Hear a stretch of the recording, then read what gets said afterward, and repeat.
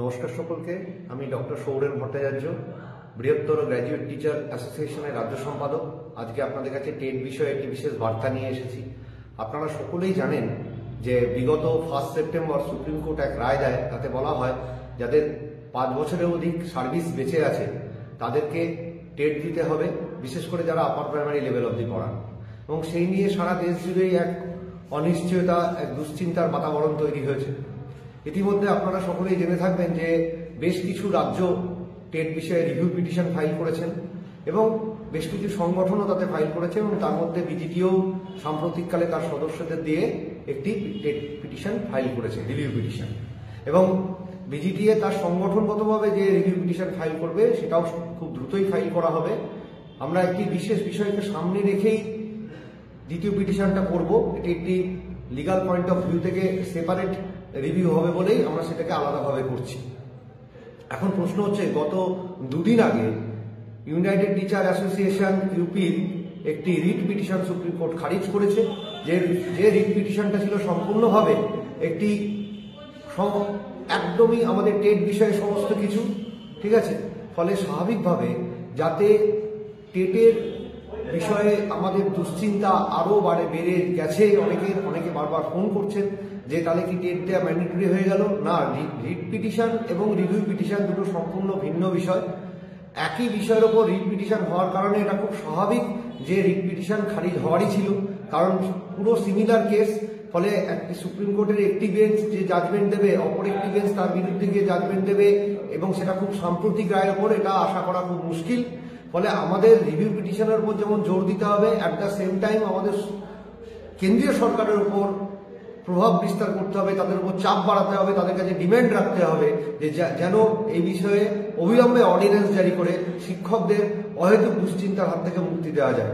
একথা অনস্বীকার্য যে সুপ্রিম কোর্ট তার যে 1 সেপ্টেম্বর রায় সেখানে বলছে যে আমরা একথা কখনোই বলতে চাই না যে যারা টেট পূর্ববর্তী সময়ে শিক্ষক নিযুক্ত হয়েছেন তারা পড়াতে পারেন না, বা তাদের নিয়ে কোনো কমপ্লেন আছে, বা তারা যেটা পড়িয়েছেন তার সেটা কোয়ালিটি এডুকেশন নয়।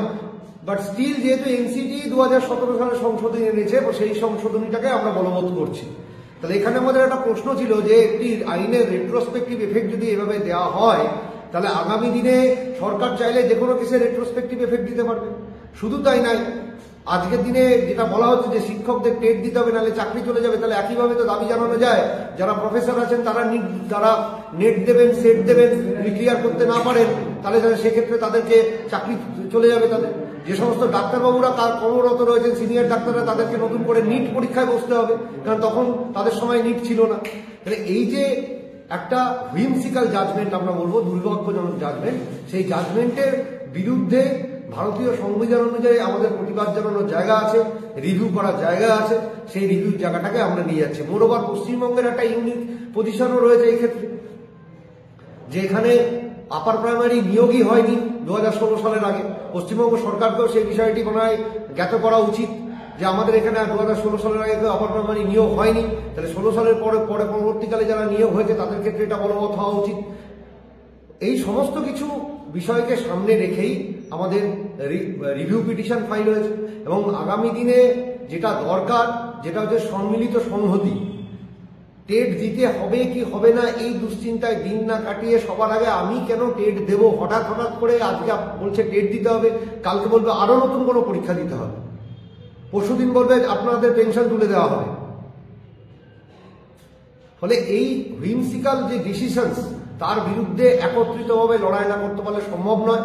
আগামী 5ই ডিসেম্বর টিচার ফেডারেশন অফ ইন্ডিয়ার নেতৃত্বে বিজিটিএ তার সদস্যদের নিয়ে দিল্লিতে রামলীলা ময়দানে এক বিরাট বিক্ষোভ সমাবেশে যোগ দিচ্ছে। দাবি একটাই যে অবিলম্বে কেন্দ্রীয় সরকার পরিস্থিতির গুরুত্ব বিবেচনা করে অবিলম্বে অর্ডিন্যান্স জারি করুক। এবং আমি সবাইকে আবারও বলবো, অহেতুক দুশ্চিন্তা করবেন না, জীবন মূল্যবান, লড়াই হবে এবং এত সহজে বিষয়টি ইমপ্লিমেন্টেড হবে না এটাও জেনে রাখুন, কারণ ভারতবর্ষের প্রায় 30 লক্ষের উপর শিক্ষক এফেক্টেড, এবং যা খুশি একটা রায় নিয়েই করা যায় না। এনসিটি মূলত দায়ী আজকের এই পরিস্থিতির জন্য। ফলে কেন্দ্রীয় সরকারের একটি স্বশাসিত সংস্থা হলেও কেন্দ্রীয় সরকারের উপর তার দায়ভার বর্তায়, সরকারকে দায়ভার নিতে হবে এবং অবিলম্বে অর্ডিন্যান্স জারি করতে হবে। রিভিউ পিটিশনের মধ্যে চলবে, কিন্তু আমরা আশা করব কেন্দ্রীয় সরকার সদর্থক পদক্ষেপ নেবেন এবং পজিটিভ পদক্ষেপ নেবেন। ধন্যবাদ সকলকে।